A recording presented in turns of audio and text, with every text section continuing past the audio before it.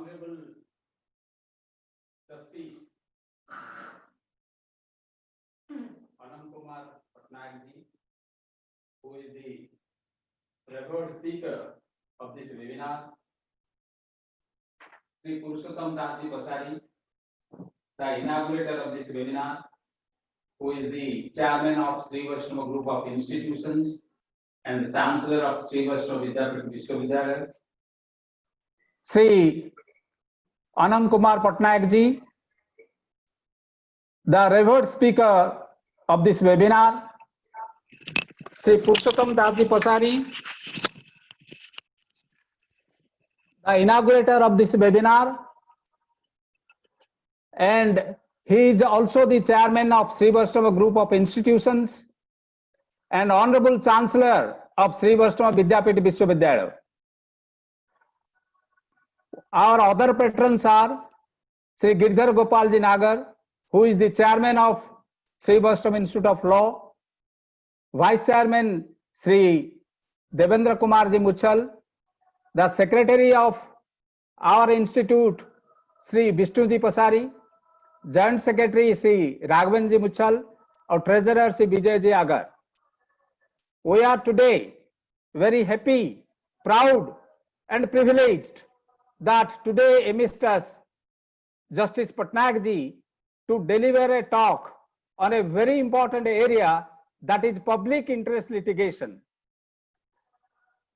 While introducing Dr. Patnaik, Justice Patnaik, I am really proud, and within a short time it is very, very difficult to present his biodata for such a versatile genius.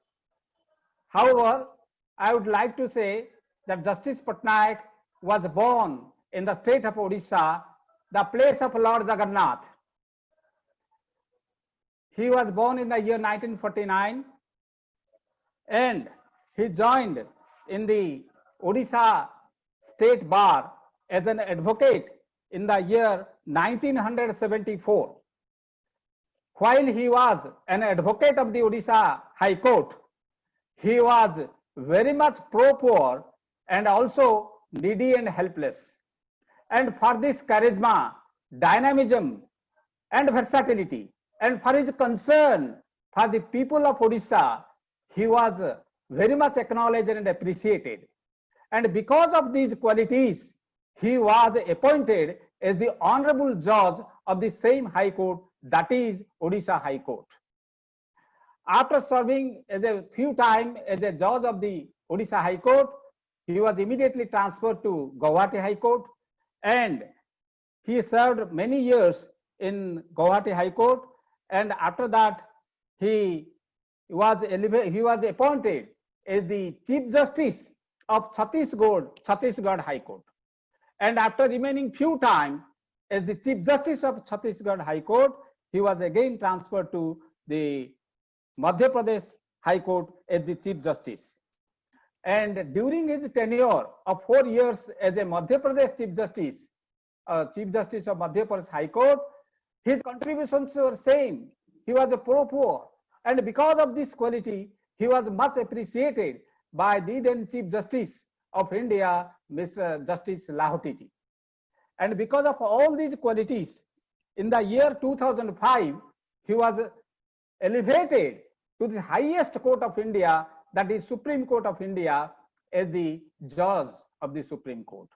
And while all of you know, and it is not unknown to anybody, that during his tenure as the judge of the Supreme Court, he probed into the number of cases, like Sumitra Sen case, the case of the director of CBI, and also the sexual harassment case of Gogoi, Chief Justice Gogoi ji, and many other cases. And he has actually given much contribution to the field of law as well as judiciary.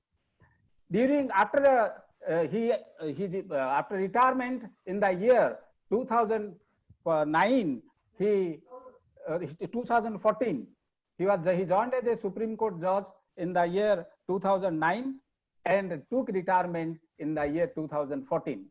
And all of us know that after retirement also, he is busy in the cases of arbitration he is not only dealing with the domestic arbitration, but also the international arbitration.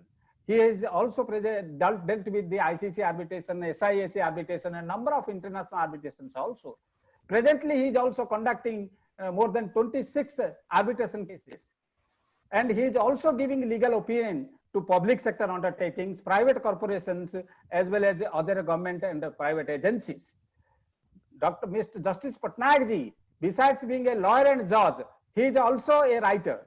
All of us know he has revised the very important book, that is the Principles of Statutory Interpretation, written by Justice G.P. Singh, and he has also revised a most important book of the Charter Constitution of India by D.D. Basu. So he was also very interested in writing also, and not only that, he has also love for teaching also, because he has delivered number of lectures in seminars, symposia, as well as the national law universities like National Law University Odisha and National Law Institute University Bhopal. For all these qualifications, he was conferred with a Doctorate of Law degree by 3 universities: Utkal University, Ravenshaw University, and National Law Institute University Bhopal. And he was also a visitor to this National Law University and also National Law Institute University Bhopal. And for all these qualities, Justice Patnaik ji will remain definitely memorable for all Indians, not only for the state of Odisha, but also for all Indians. So at this point, we are very much eager to listen to Justice Patnaik ji on this very important area, public interest litigation. All of us know that justice is to be given to all Indians, crores and millions of Indians.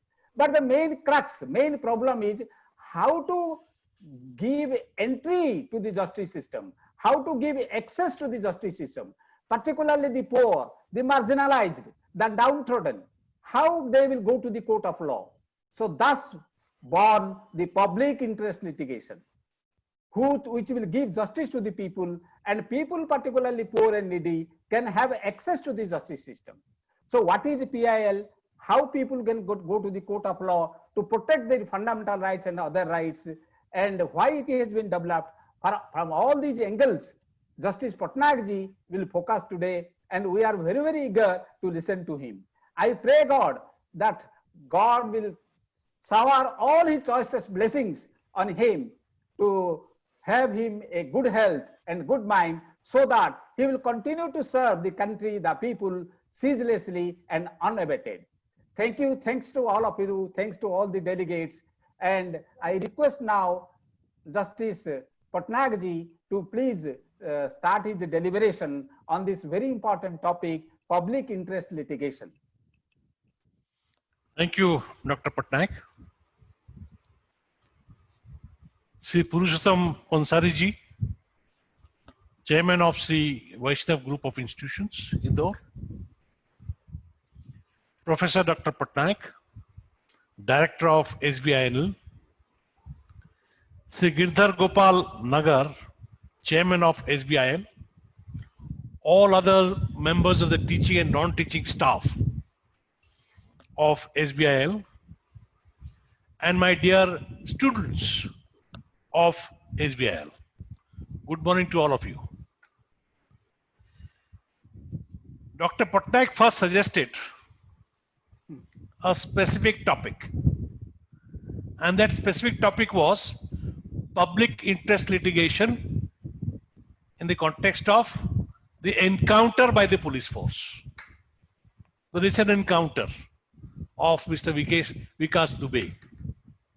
I said, no, I will not speak on this topic.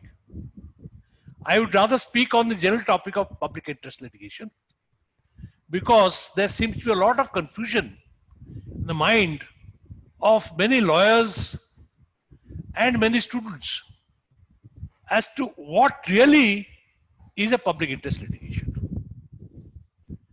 I thought this is an opportunity for me to clear this doubt. And therefore I thought I will speak on the general topic of public interest litigations.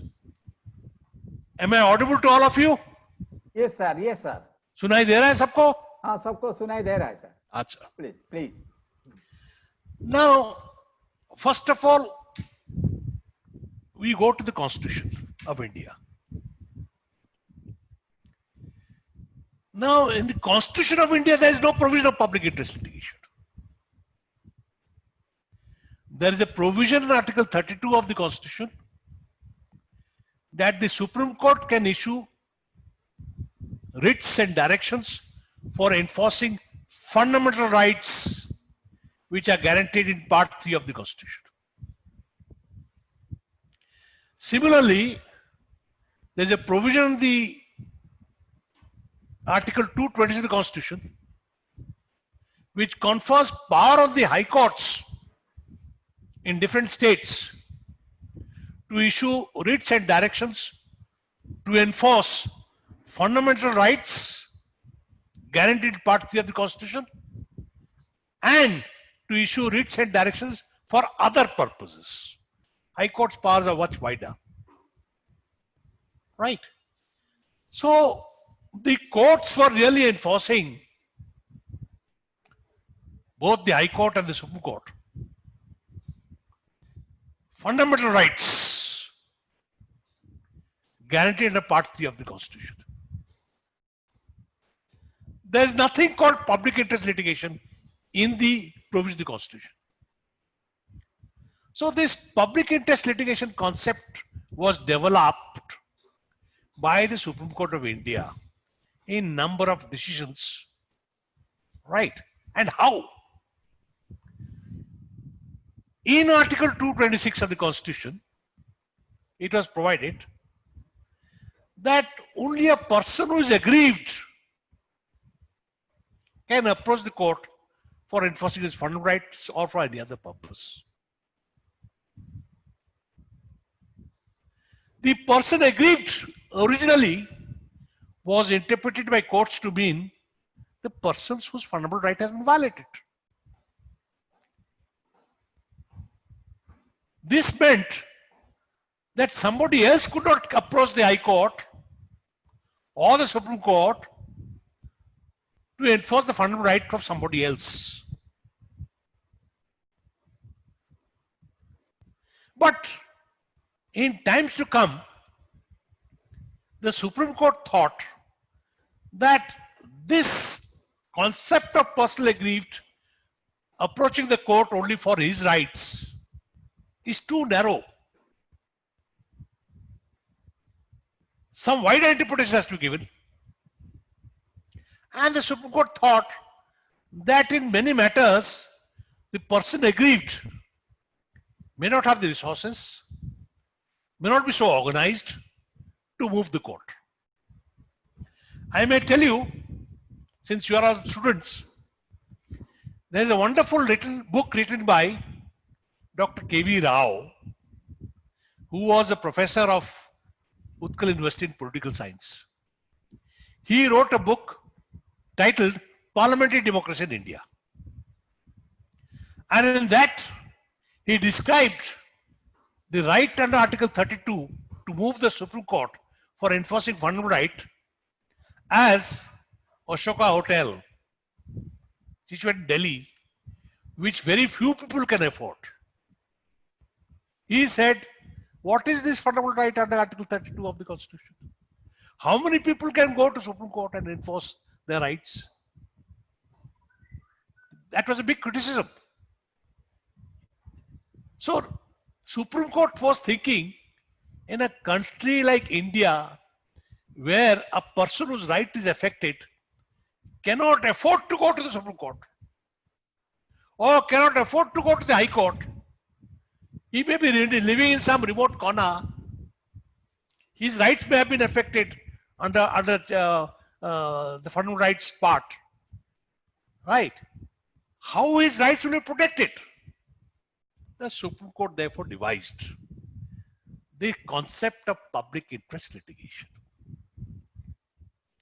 And it borrowed this idea from the habeas corpus idea. You know, under habeas corpus, not only the person who is detained, because he is inside custody, somebody else on his behalf, maybe his relative, maybe his best friend, can move the High Court or the Supreme Court and say, now he is detained, he has been jailed, he has been detained, or he is in police custody, his body must be produced. I am moving on his behalf because he is detained. He cannot come to the court and enforce it. I have come and moved this court before you, moving the court for his rights, for his liberty, for his freedom. So from that, the Supreme Court went ahead and said that there may be so many poor people, many poor people, like a Dalit, like a tribal, like a worker, like a farmer. They don't have the means. They cannot go to the High Court and pay a big chunk of money to a lawyer and say, file a case before us, for us. So the Supreme Court laid down this principle that when a disadvantaged group is there, disadvantaged in the sense of not having sufficient resources, sufficient money, or not so organized, or not conscious of his rights, somebody else can move the High Court or the Supreme Court on his behalf. So the original concept of only the person being aggrieved whose rights are affected, having the right or locus standi to move the High Court or the Supreme Court, was done away with.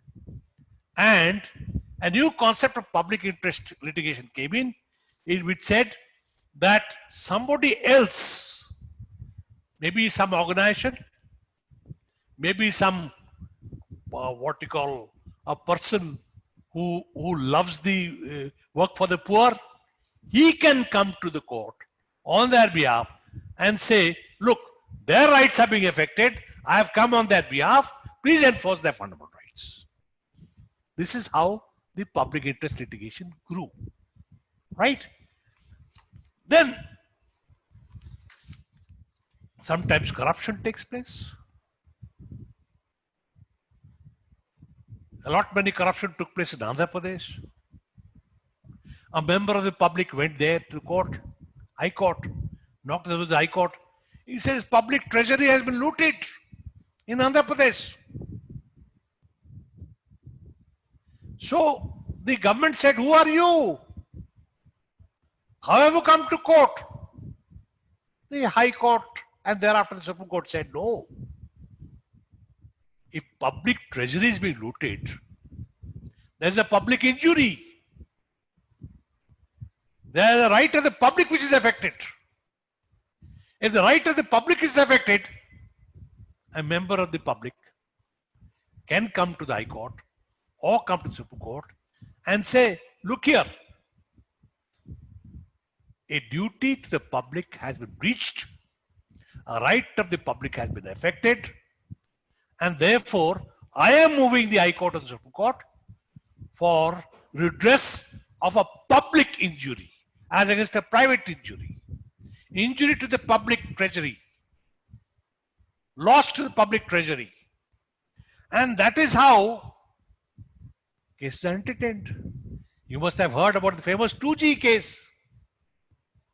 2G case was a case where the petitioner was complaining that, look here, money has been drained away from the public treasury through the 2G case, 2G spectrum case. You must have heard about the coal scam case. And the argument was the public treasury is suffering a loss by allotment of coal which belonged to the government to X, Y, and Z, causing public loss. Please auction it. Why are you doing it like this? So the Supreme Court and the High Courts have come in here and said, yes, on behalf of our public, any member of the public can come and say that there is a public injury, not just a violation of a private right, and therefore on behalf of the public, I have come and moved the High Court and the Supreme Court, and Supreme Court at that time find, yes, if there's a injury to the public, any member of the public can come. Look at the case of the independence of judiciary. When appointment of judges of the High Courts and the Supreme Court and transfer of judges of one High Court to another High Court was done by the Government of India, and the members of the bar, advocates, they thought this was affecting the independence of judiciary. If judges pass an order and they get transferred by the government because they have passed some orders against the government, then what remains of independent judiciary? When they knocked the door of the Supreme Court and the government said, who are they? Why are they knocking the doors of the Supreme Court, the High Court? What locus standi they have? The Supreme Court said no. Every member of the bar, every advocate has an interest in independent judiciary. And therefore, he has locus standi.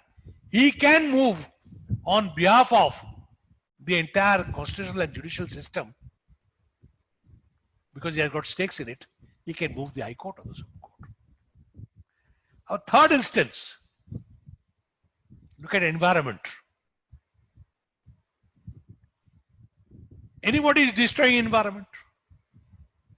The Supreme Court held, well, environment, everybody has a right under Article 21 of the Constitution to life.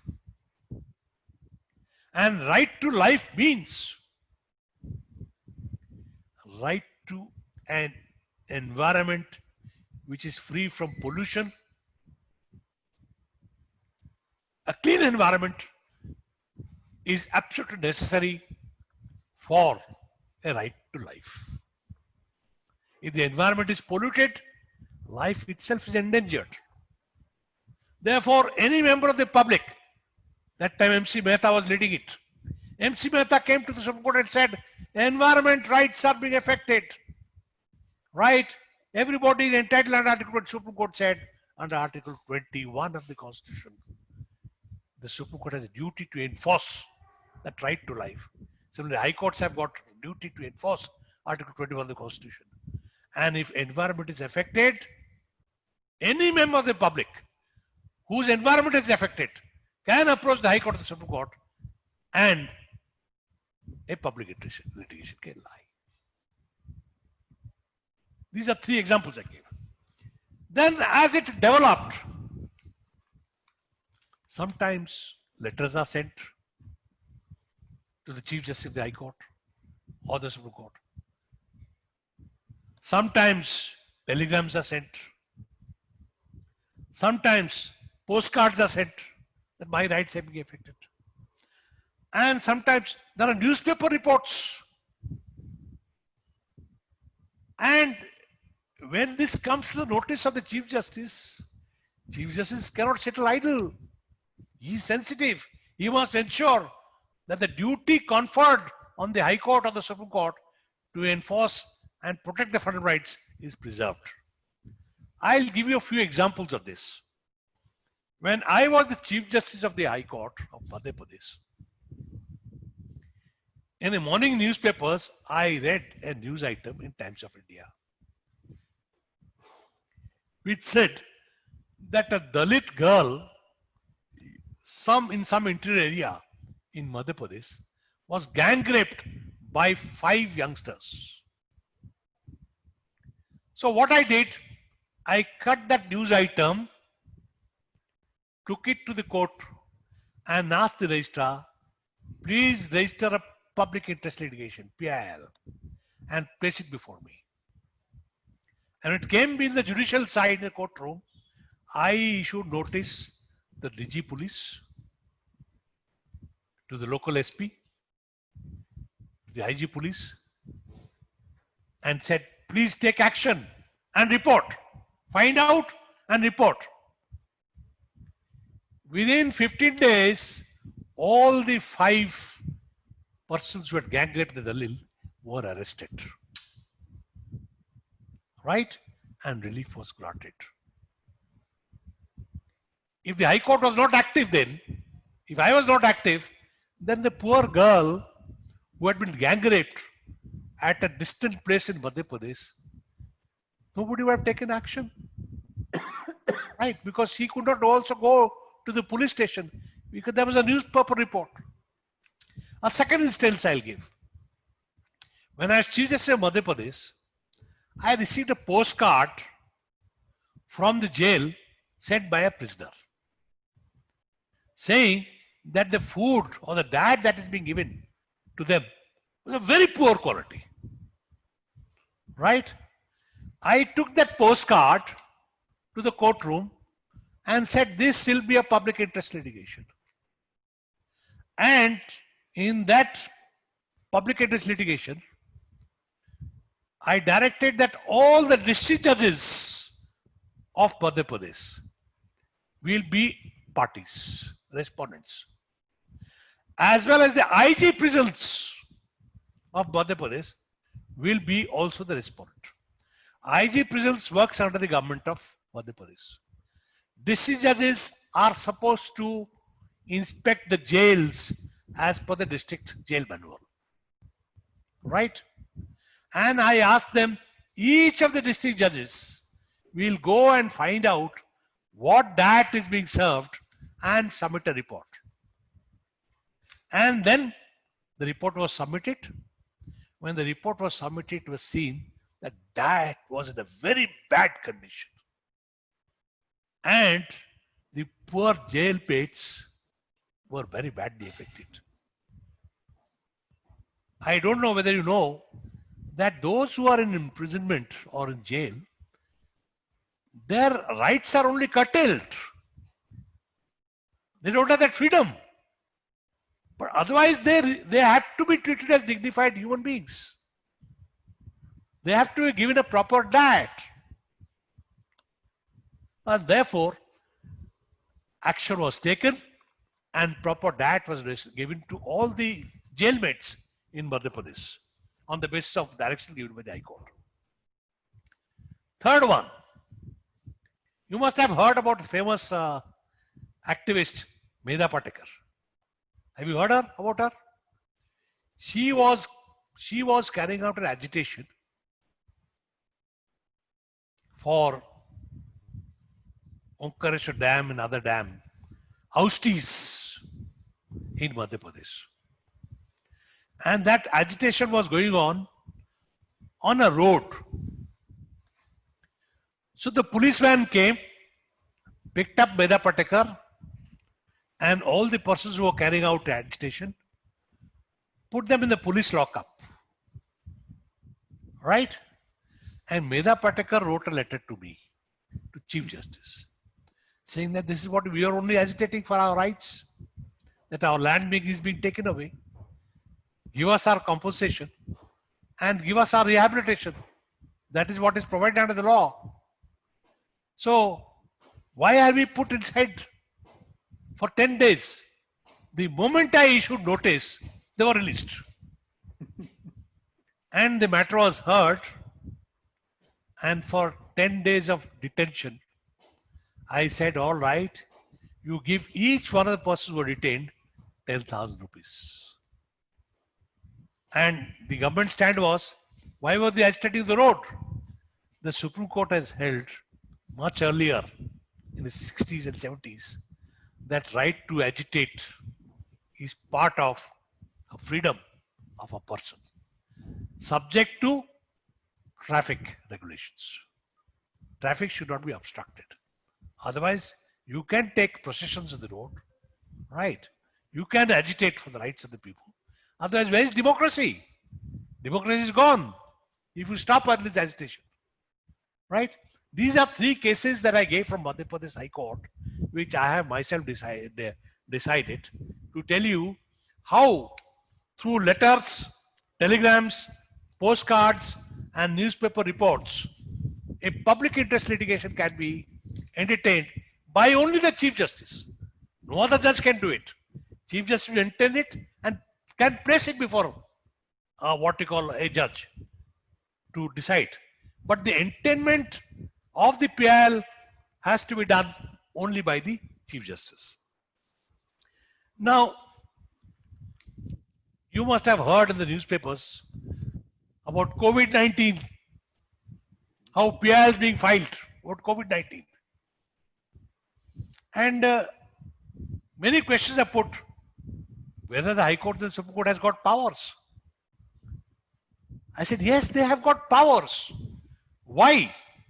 COVID-19 is affecting the health of people.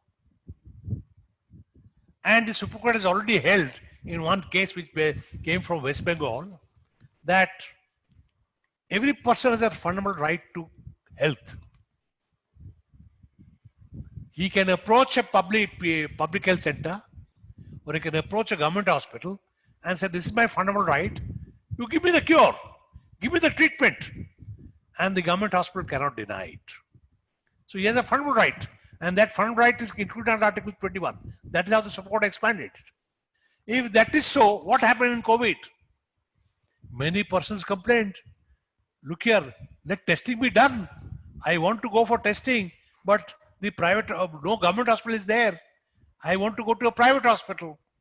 A private hospital says, sorry, give us so much of money. Right. The Supreme Court ultimately in 2 orders clarified, private hospital has to do it, has to do the testing on behalf of the government, and government will reimburse that testing. This is how, PIL can also be entertained for people, general people in a COVID-19 situation. Another COVID-19 situation, migrants.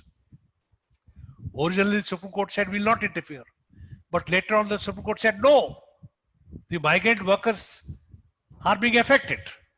In fact, I wrote an article which was published in the Indian Express that no, migrants have got the right.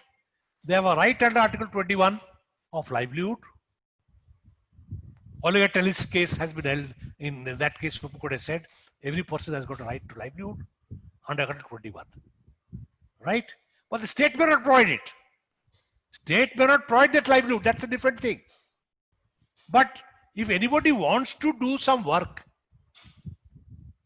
right, and earn some livelihood, the state cannot stop it. You see Article 19(1)(g). Every citizen has been guaranteed the right to carry on any occupation, trade, or business of its own, subject to reasonable restrictions being imposed by the state in the interest of health. All right, the restrictions can be imposed by the state, but it has to be proportionate, to be reasonable. It cannot be any restriction. You stop him from doing everything. That has to be reasonable. Right? How it has to be reasonable? You can compensate him. All right, we are stopping him from doing the work. You can compensate him for some wages, or provide some alternate employment in their own home state, somewhere or the other. You can't stop me, otherwise how does he survive without an occupation? I mean, a judge or a judge is living on a pension, retired. I am living on a pension, on arbitration. A lawyer has got maybe a lot of money. But a poor migrant worker who has traveled, let us say from Madhya Pradesh to Gujarat to do some work for his living. He wants to come back because he's not getting his living there. He wants to come back to Madhya Pradesh, to his own village and live on the farm or something. You can't stop him. If you stop him, you can't starve him completely. There has to be some reasonable way to give him his rights. That is how, even COVID situation, public interest litigations are not filed by those migrant workers, but somebody else takes up their cause and files a writ petition either in the High Court or in the Supreme Court for enforcing the rights of migrant workers. I have given some current examples to make you understand. Now, what are the dangers? Dangers is this PIL may be abused. If I have some grudge against the institution, your institution, the institution in Indore, Vaishnav group of institutions, so I will file a PIL against the Vaishnav group of institutions, saying that this institution doing this, this institution doing that, and therefore they are exploiting the people, so on and so forth. Stop it. There may be some malafide in it. It may be his rival of Mr. The chairman, Mr. Pasari, who's doing it. How do you stop him? Very dangerous. And Mr. Pasari suddenly finds somebody else is after him, and later on realizes it's a rival. He wants this institution to be out. Therefore, the Supreme Court has said the public interest litigation must be filed bona fide. And anybody can question the bona fide of the public interest litigation. Whoever has come to court, if his bona fides are in doubt, if he's up to some mischief, if he's up to some revenge, or to some motive, that should not be entertained. PIL should not be entertained and should be thrown out. Then, there may be political purposes also. It may be to do any mischievous thing. Political purpose is one such example. So therefore, the court has to be very, very careful. And the court have therefore said, the public interest litigant who comes to court to espouse somebody else's cause must have bona fide. It may be financed also by somebody else. All those things have to be looked into. Second danger is, when public interest litigation is filed, the courts are sometimes provoked by the lawyers and the litigant to enter into areas or domains which do not belong to the courts or the judiciary. It belongs to the executive or the legislature. Policy making, policy decisions are the domain of the executive. Law making are the domain of the legislature.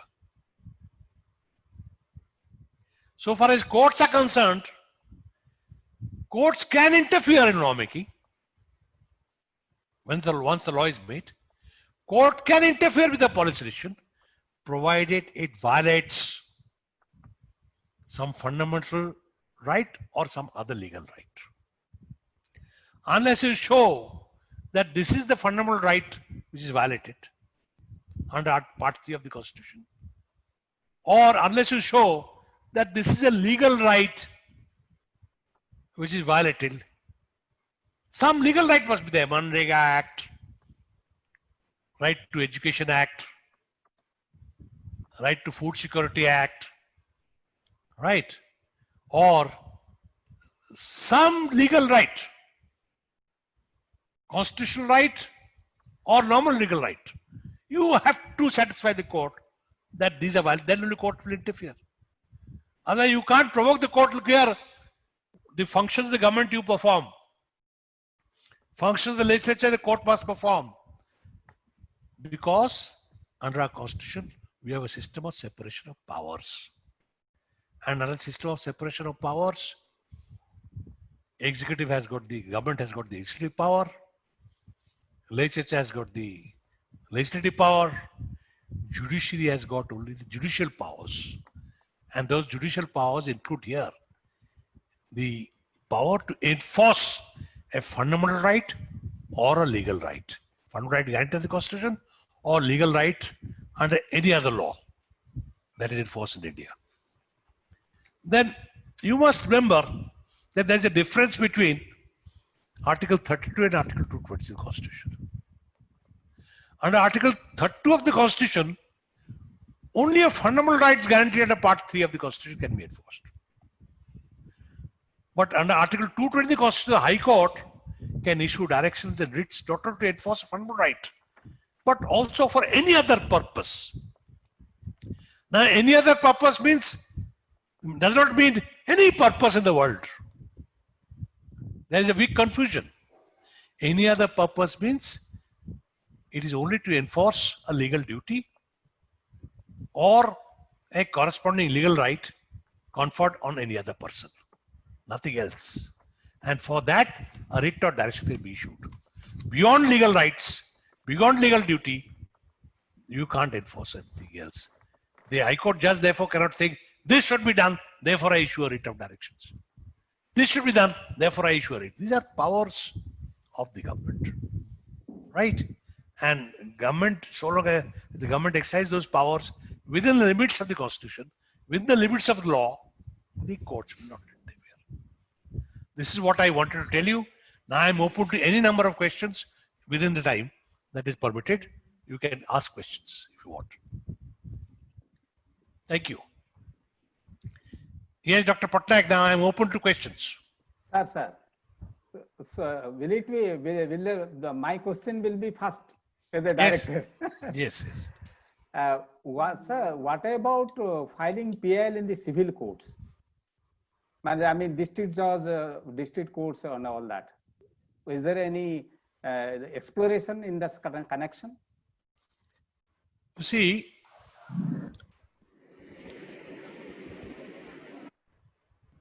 so far as civil courts are concerned, they also have the power to enforce a fundamental right. Right? Sir. Many lawyers and judges think that civil courts don't have any power. Right? I have studied one case and I have come to the conclusion, which I did in Berhampur court. We had challenged the maid under Article 14 of the Constitution. The other side took a stand that if he has to enforce Article 14 of the Constitution, which is a fundamental right, he should have approached the High Court. Why has he filed a suit in a civil court before a sub-judge? Right? I studied it. You see, Constitution is also law. Whatever rights are guaranteed by the Constitution are also legal rights. Constitution guarantees some called fundamental rights, right? And Constitution also guarantees some called constitutional rights other than fundamental rights.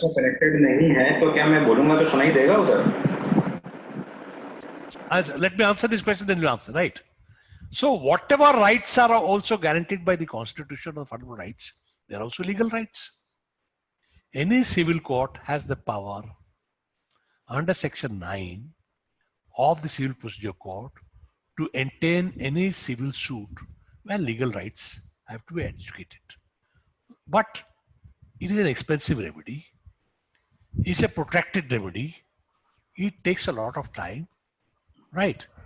And therefore, normally people prefer the expeditious remedy, extraordinary remedy of the High Court. So they can be enforced also, civil courts. Yes. Thank you, sir. Any question? Next question. Good morning, sir. Sir, I just want to ask that whether there is a difference between social action litigation and public interest litigation. There is no difference. Okay, sir. Sir, I want to ask one more question. Sir, that through this PIL, judiciary is very much activated for the social concerns, and it is increasing day by day the clashes between the government and the judiciary. Do you think there are some ways through which there is an amicable or there is a passage through which the remedies can also be provided to the people, and government will also be satisfied that judiciary is not encroaching our area? Who's speaking, Dr. Ashutosh? Yes, sir. Oh, I must see your face. Sure, sir. Sure, sir. Show your face, please. Then I can answer better. All right. Now, Dr. Ashutosh ji,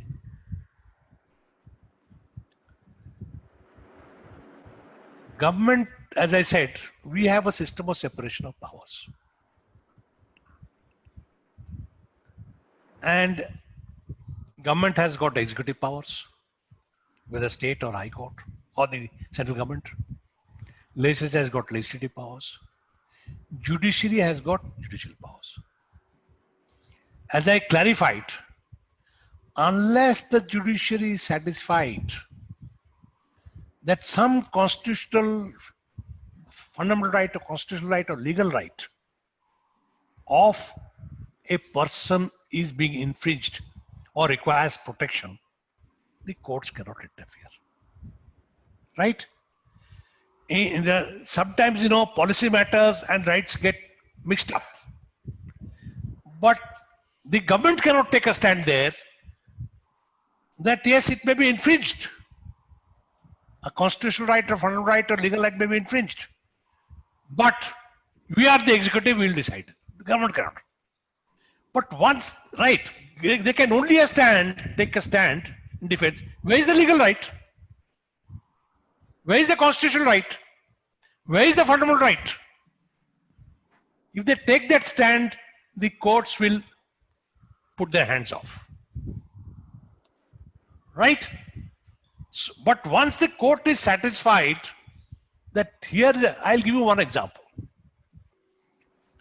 Look at directive principles of state policy.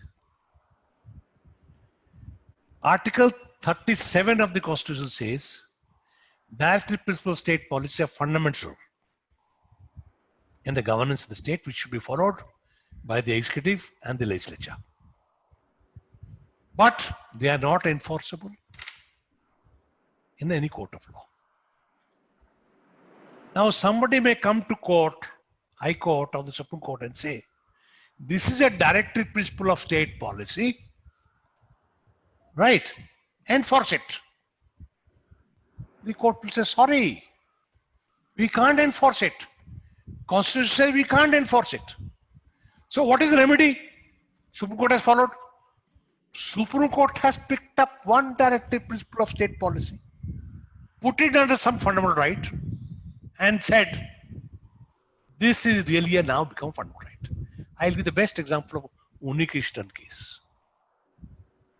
You see, earlier, there was a provision in the directive principle of state policy, Article 43 or 45 something, that every child will be given free education up to the age of 14.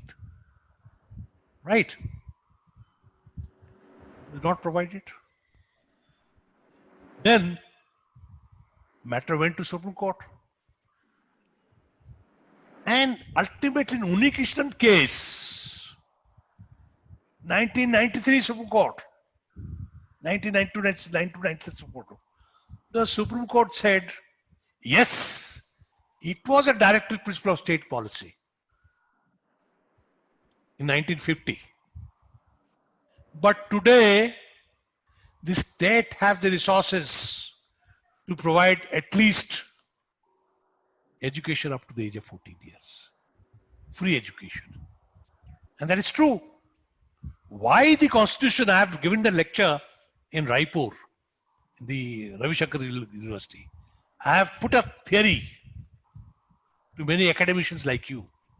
Why is it that the Constitution makers made two parts? Part 3, fundamental rights, and said fundamental rights are enforceable in court of law, Article 32 and Article 226. But another part, Part 4, which says directive principles of state policy, and said directive principles are not enforced. Why? Because fundamental rights could be enforced without any economic resources. Right to equality under Article 14. You make the law, we have to see whether it's equal. Article 15, right against discrimination. Article 16, right against public or equal opportunity public employment. Article 17, untouchability. Article 18, abolition of titles. Article 19, the freedoms. Right.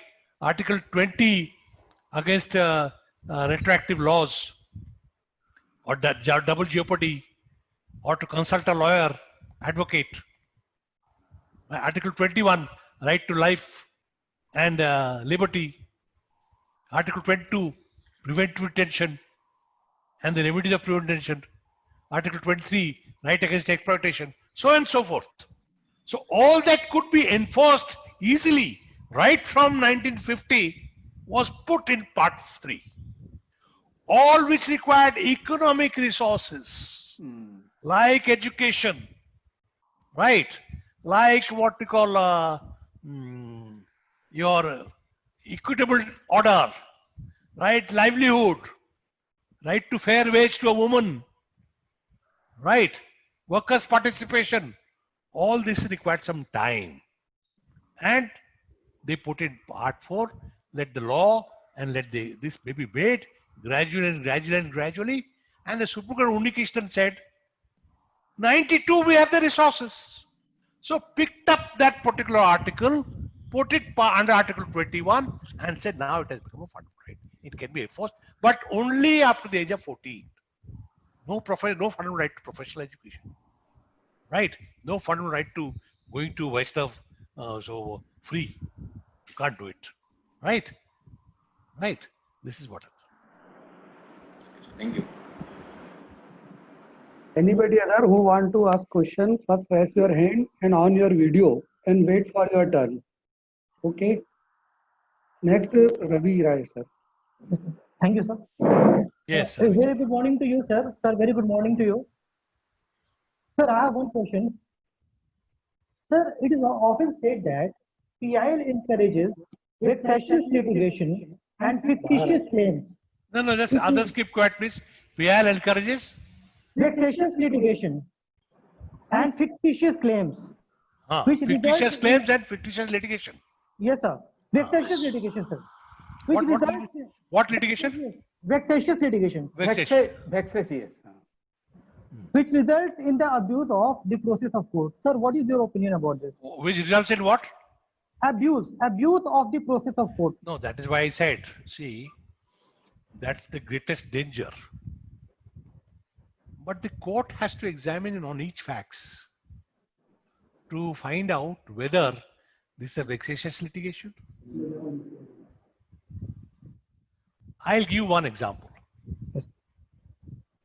Very concrete example.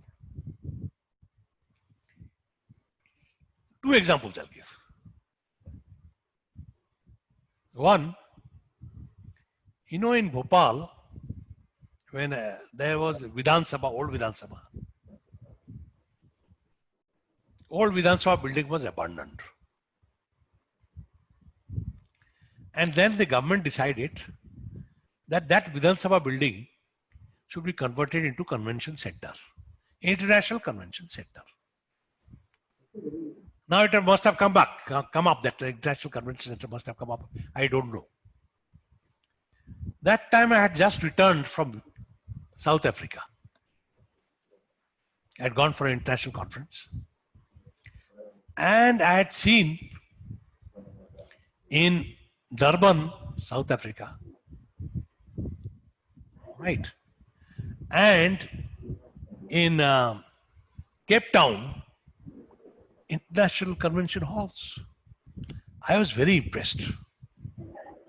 And then I came back to High Court, and a High Court, a PIL was filed.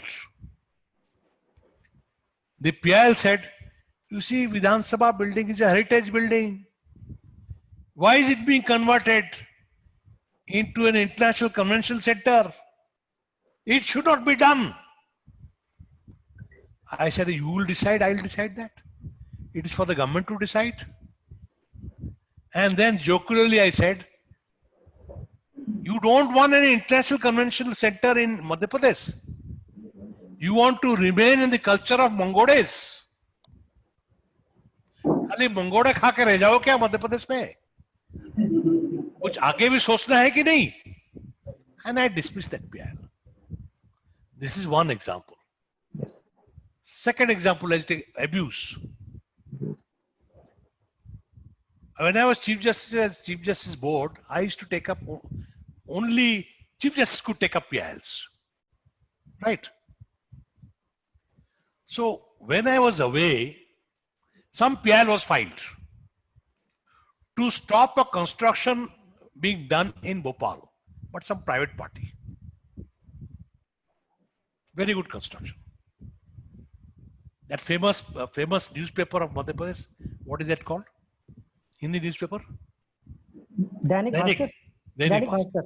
Dainik Bhaskar was putting up some construction. That was stopped by a PIL, passed by some other judge. Order was passed. Right? When I came back, the matter came back to me. And Dainik Bhaskar filed a petition to vacate that stay order. When I saw that, the argument was, पहले तो file कर दिए, defect में रख दिए, list नहीं किए, अब चीफ जस्टिस दिल्ली गए एक सप्ताह के लिए, उस समय लिस्ट कर दिए, एक जज के सामने इंजंक्शन ऑर्डर ले लिए, स्टे ऑर्डर ले लिए, इतने ही आर्गुमेंट था. And he kept it in defect for more than 3 months, 2 months. You understand? Then I told the other side, no, first you answer this. If there was an urgency and you wanted a stay of the construction, injunction, construction, why did you keep it in defect for 3 months? And then why within 1 week when I was not there, you removed the defect, got it listed before a judge and got an injunction order? It's an abuse of the process of the court. Vacated and dismissed the PIL. Right? Yes. So the judge has to be very careful to ensure that somebody is not abusing the PIL process, making it vexatious, stopping good constructions, stopping good work, right? And we should not, judges should not pass any orders which tries to interfere with the decisions of the government and the constitution, right? Yes. Thank you, sir. Thank you so much. Yes, anybody else? Next, Rishi Joshi. Rishi Joshi, ask your question. Good afternoon, sir. My question is, can we? Where are you? Where are you? Sorry, sir. On your video. Ah, yes, yes. Now, yes, I can see. Good afternoon, sir. My question is that can we give the power to district court to enforce the fundamental rights? That is the easier way to enforce it. District court can do it. Do you know what happened in Bhopal gas tragedy? No, sir.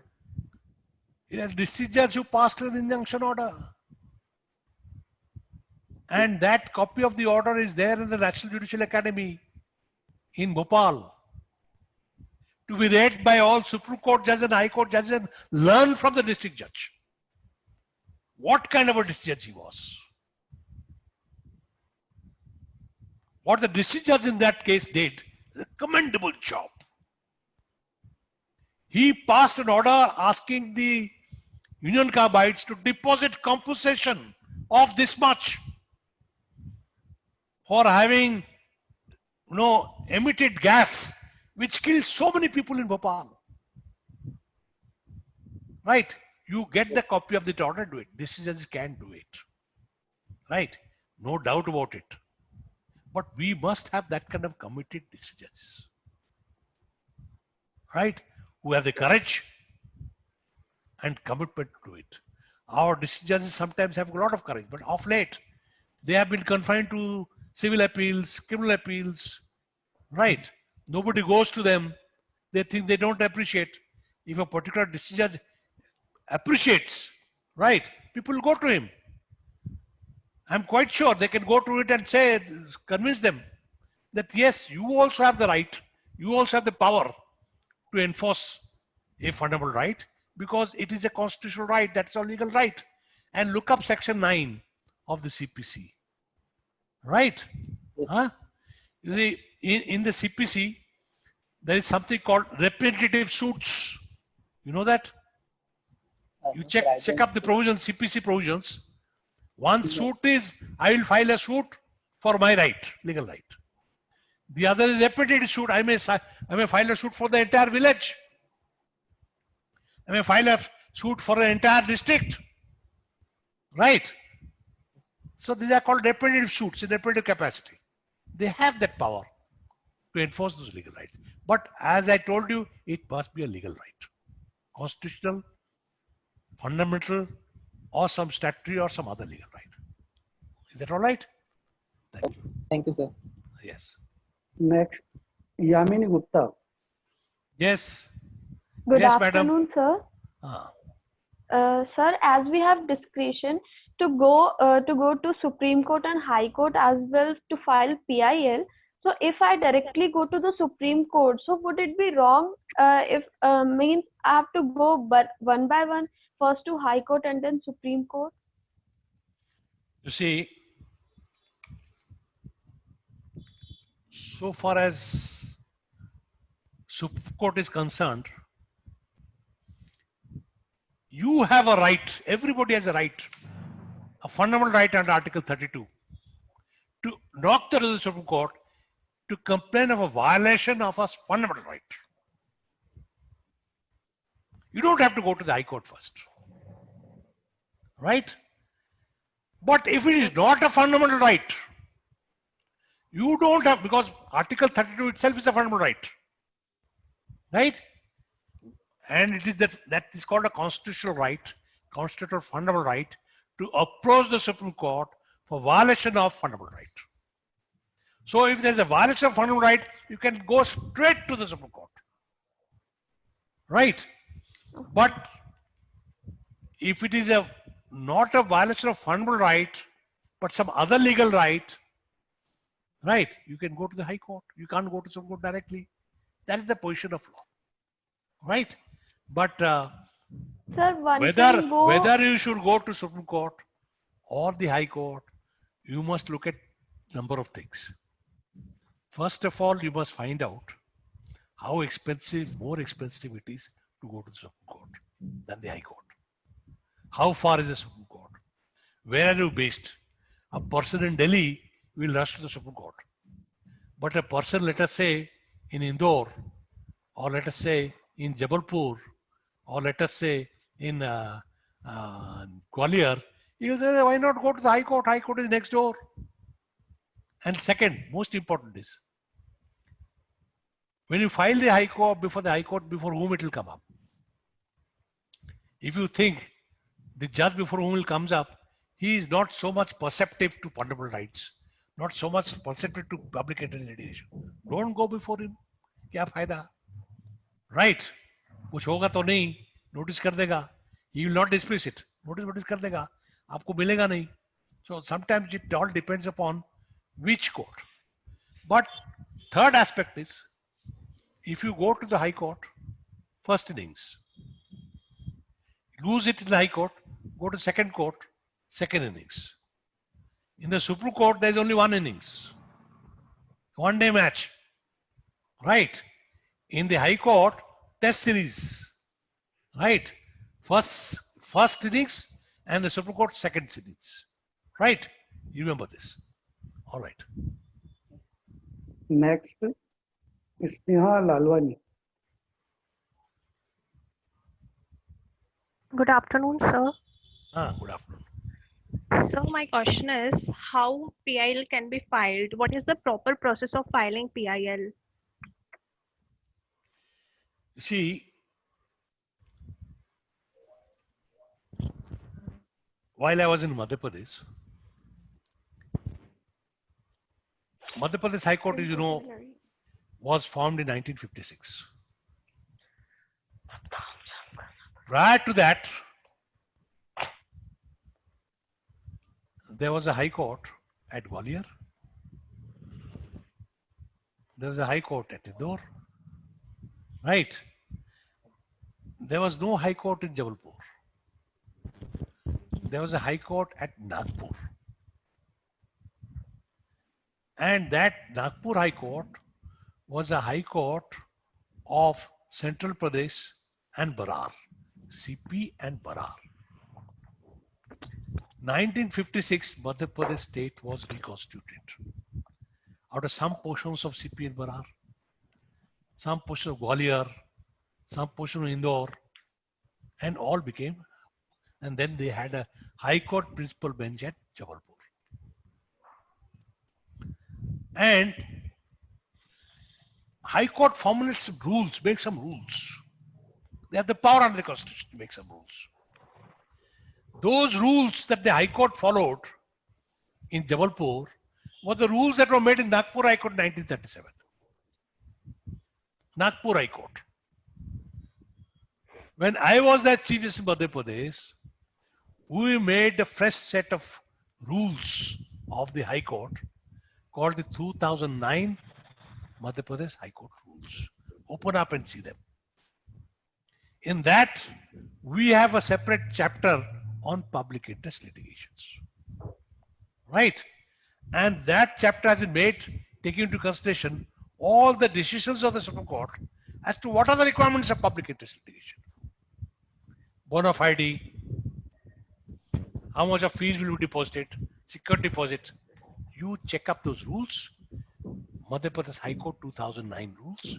It has a chapter. It has a chapter also writ petitions. It has a chapter on appeals. It has a chapter on criminal appeals, civil appeals. It has a chapter on civil revisions. It has also a chapter on public interest litigations. Read that procedure you follow. What is to be filed, how it is made, what affidavit will be filed, so on and so forth. Is that clear? All right. Okay, thank you, sir. Next, Namrata. Namrata.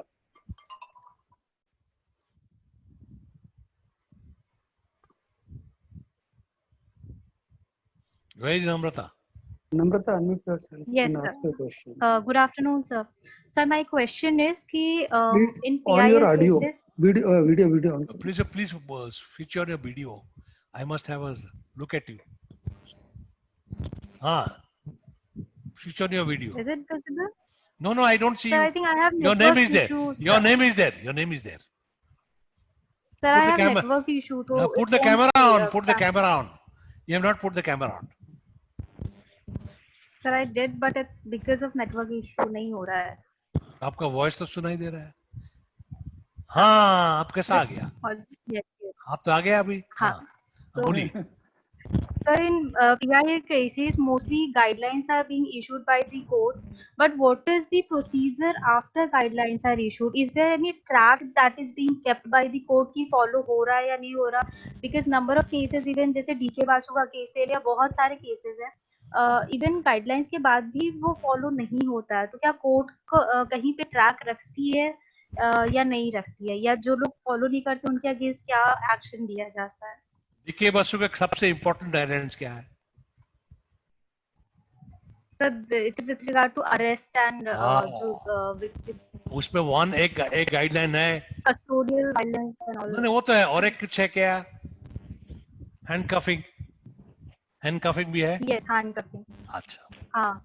See, Supreme Court, whatever it lays down under 141 of the Constitution, it is binding on all courts, all authorities. You look up 141 of the Constitution, right? Once it lays down, Yes. these are the guidelines that we go, right? It has to be followed by all authorities. And they are supposed to know. I'll give you a concrete example. When I was Chief Justice in Madhya Pradesh, some tribals and Dalits were handcuffed and produced before the executive magistrate. She belonged to the, not to judiciary. She was a magistrate, belonged to the Madhya Pradesh Administrative Service. Right? She did not know about these guidelines. They were handcuffed. And someone on their behalf made a petition before me that despite TK Basu guidelines, they are produced by handcuff. The guidelines said you can't handcuff unless somebody is going to run away. Right? And I issued notice, called the magistrate before me. How did you handcuff them? हमको मालूम ही नहीं था. Right? I enforced it. Henceforth, we are not going to handcuff, number one. Number two, handcuff तो किया है. Let the state of Madhya Pradesh, on whose behalf this officer acted like a magistrate, pay rupees 5,000 to each one of these persons who were handcuffed. Wow. A direction was given Right. And Madhya Pradesh government did pay to each one of them 5,000, and they're quite large number. And they must have circulated thereafter to all concerned. Please don't handcuff any further. Right. And they were handcuffed and produced only for an interim bond under section 116 and 117 of the CRPC. Right? Because they were agitating for something. Right?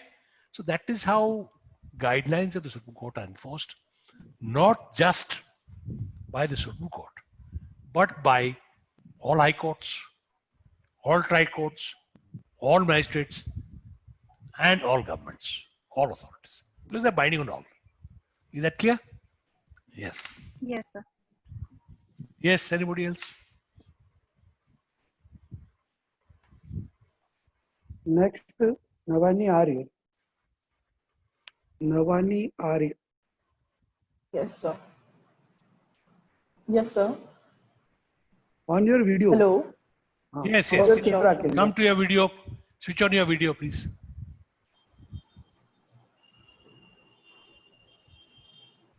Hello, sir. Yes. Yes, My question is that there is a nominal fee for filing a PIL. So, what's the criteria that decides the fee is nominal for filing a PIL? What is the? What is the? Is there any? Is It is laid down in the rules, madam. criteria that the Rules. You check in the Supreme Court. There are rules. In the High Court, there are rules. How much you have to deposit? Right. The High Court rules in Madhya Pradesh say how much you have to deposit. court fee for filing a PIL? Yes, it is mentioned in the High Court PIL rules. Am I audible? Registered organization. Am I audible? Yes, sir, you are audible. You see, High Court rules So- prescribed how much of fees you have to deposit in the High Court. Supreme Court rules prescribed how much of fees you have to deposit in the Supreme Court. Right?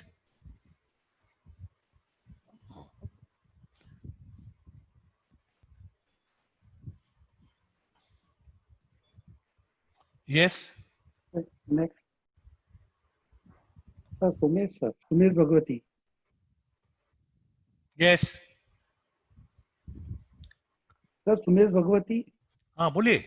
I can see you. Good morning, sir. हाँ. My question is, what law governs PIL and how can we differentiate PIL from writ petition? And What law? What? yes, sir. What law governs PIL Acha. and how can we differentiate PIL from writ petition? All right. In the High Court, a public interest litigation PIL is only a writ petition, nothing else.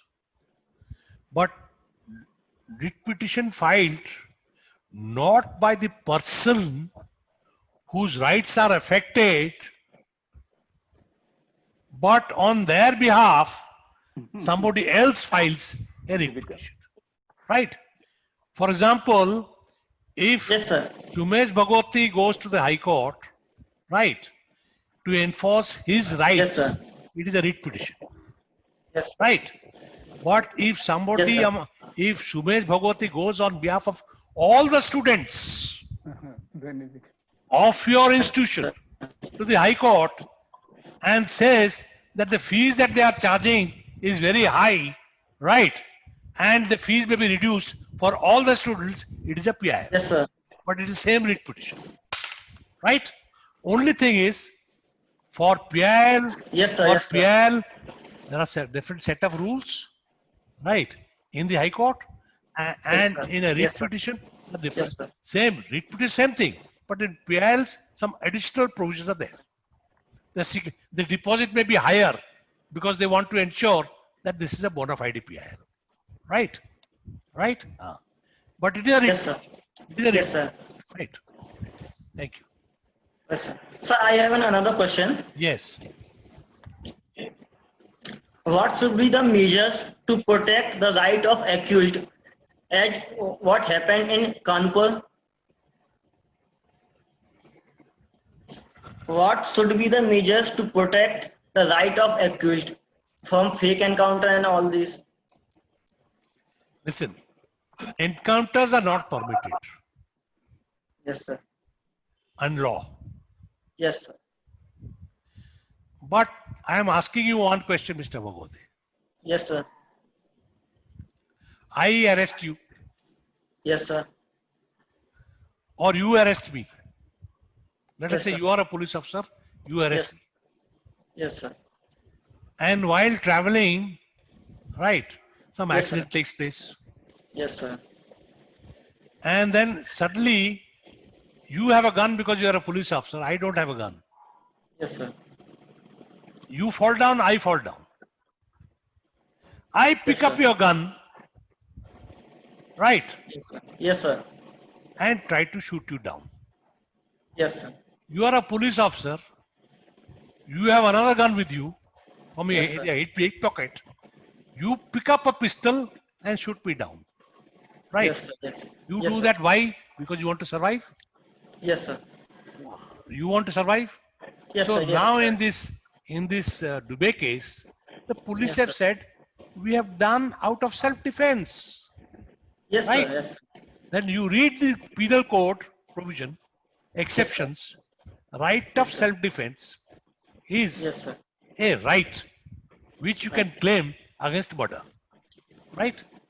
Yes, sir. Next, So my question is Yes, that those measures looks insufficient in saving the right of accused because the circumstances and the conditions are under control of police, so they can fabricate a story and put it in the court. No, that's right. That happens. That happens. So it is for the court's duty Yes, sir. to find out what is the truth. Yes. Thank you, sir. I'll give you an example. Yes, sir. Yes, sir. Very interesting example. Yes, sir. I was a judge in Guwahati High Court Yes, sir. for 8 years. Yes, sir. Guwahati High Court is a common high court of 7 states, Yes, sir. including Meghalaya. Yes, sir. And there was a bench for Meghalaya at Shillong.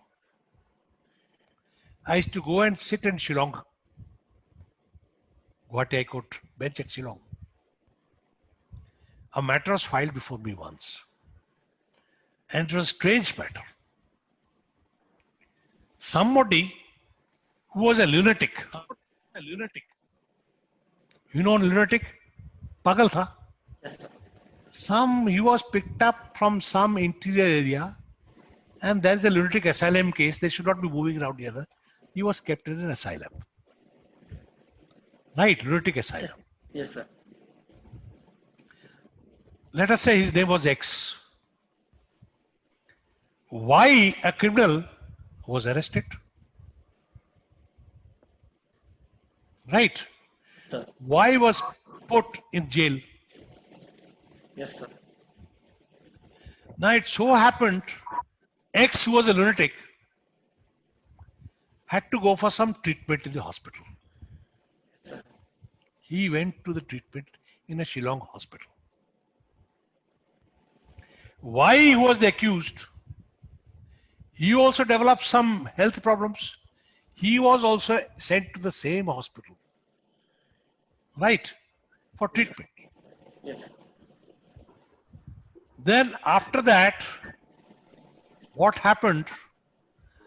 That why he was an accused was sent to the lunatic asylum. Sir.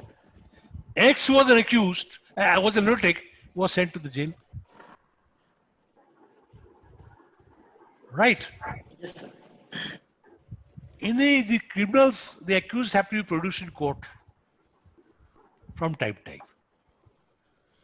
So, X, who was a lunatic, was produced before the court. And court asked him, are you so and so? He said, no, I am not so and so. Then, I am so and so. तो जज से कहे किसको ले आया? ये तो बोलता है ये नहीं है. And then it so happened that Y has escaped from the lunatic asylum. And X has been detained. The matter came to my High Court before me. You know what I did? I paid heavy compensation in his favor and asked his brother to take him away from the jail. तो police तो कुछ भी कर सकते हैं. Who will put the check? The courts will put the check. That is why under law, police पे कोई भरोसा नहीं करता है. Law presumes that. Ultimately, in the court में अगर you are proved guilty, police पे कोई भरोसा नहीं. ठीक है? All right. Thank you. Yes, sir. Next, Priyas Gandhi. Priyas Gandhi, ask your question. Yes, Mr. Gandhi. Yes, sir. Very good afternoon, sir. Sir, my question is that PIL can be filed against a private party?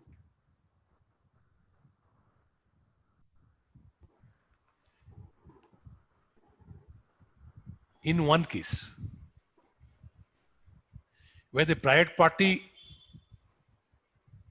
puts Mr. Gandhi,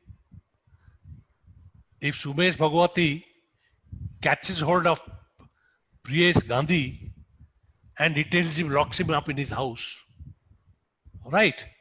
Then your friend, who's your friend? Tell me. Who's your best friend here? Priyesh, who's your best friend? Yes, sir. Or your father? Your father Yes. can go to the High Court and said, look here, Sumesh has detained Priyesh. Yes. Habeas corpus petition. Habeas corpus petition is available against every private person. Right? So if a right is available against anybody, then the High Court will say, अरे इसको रखा है क्यों? He'll ask the police, catch hold of Sumesh and take out the body of Priyesh and produce before the court. And then the court will release you.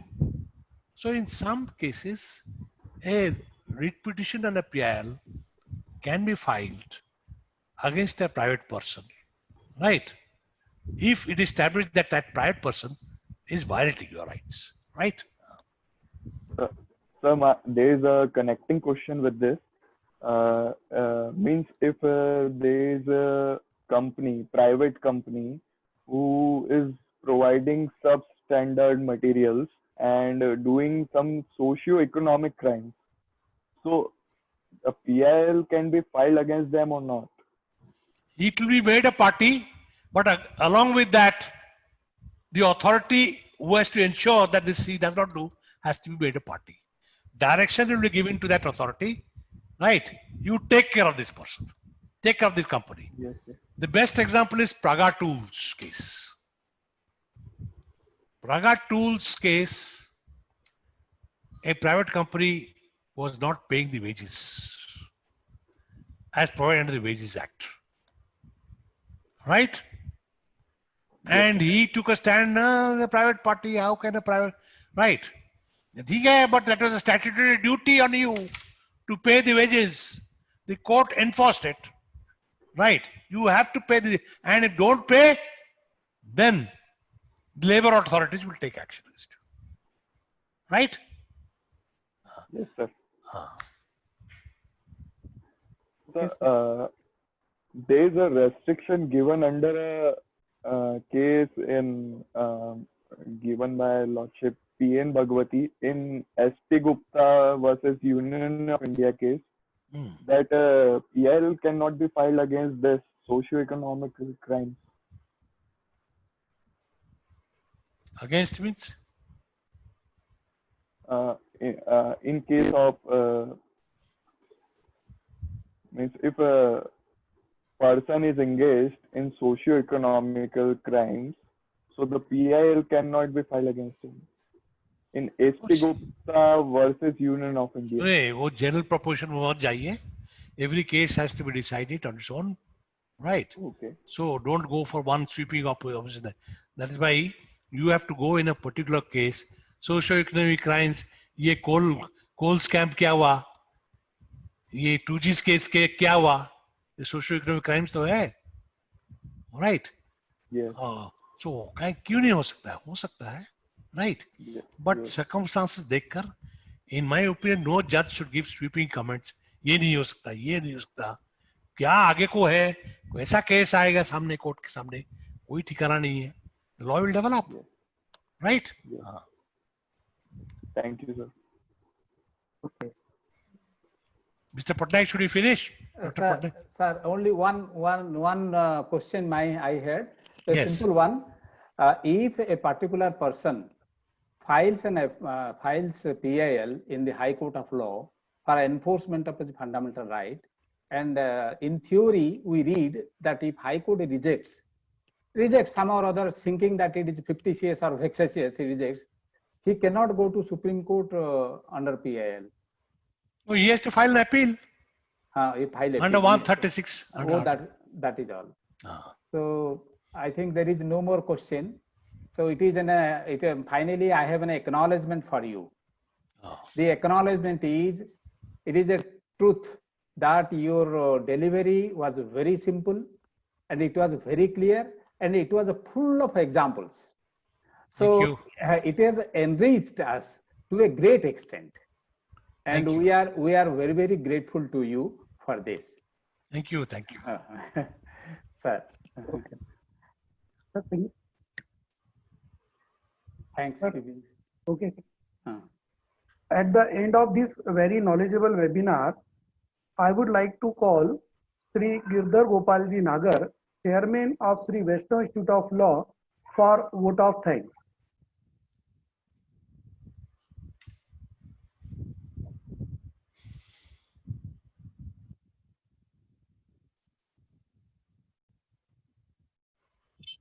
हमारे माननीय श्री अनंत कुमार पटनायक साहब, हमें कोटि धन्यवाद देता हूँ कि वे इस वेबिनार में पधार कर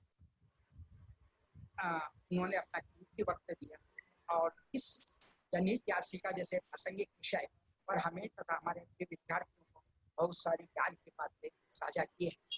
आपको उद्बोधन से निश्चित रूप से हम सभी लाभान्वित होंगे। मैं हमारे ट्रस्ट के अध्यक्ष श्रीमान शुक्लाजी पसारी का भी हृदय से धन्यवाद देता हूँ। दोनों ने इस कार्यक्रम में जुड़कर इस कार्यक्रम की शोभा बढ़ाई। मैं यहाँ पधारे हुए सभी ट्रस्टीगण, सभी अनुभवों का भी जो विभिन्न स्थानों से यहाँ पर पधारे हैं, मैं उन सबका हृदय से धन्यवाद करता हूँ तथा साथ ही साथ प्रत्यक्ष अप्रत्यक्ष रूप से जिन्होंने भी इस कार्यक्रम में जुड़े हैं उनका भी मैं हृदय से आभार मानता हूँ और संस्था प्रमुख का मैं बहुत बहुत धन्यवाद देता हूँ कि उन्होंने इस सुंदर वेबिनार आयोजन किया है। मैं सबसे ज्यादा आभार मानता हूँ मेरे उन विद्यार्थियों को जिन्होंने इस वेबिनार में हिस्सा लिया और अपने जीवन के अंदर जब भी आवश्यकता होगी ये जो ज्ञान उन्होंने अर्जित किया है वो उनके जीवन में हमेशा काम आवेगा। इन्हीं शुभकामनाओं के साथ मैं आप सभी का पुनः हृदय से आभार मानता हूँ। बहुत बहुत धन्यवाद, बहुत बहुत धन्यवाद। जय Hind. Sir. Sir. Thank you. Sir, namaskar. Sir, namaskar. Sir, if we request you to come once again, will you accept our invitation if you are free? Depending on my availability, right? Sir, thank you, sir. Namaskar. Thank you. Once again, namaskar. Okay. Okay. Thanks to all.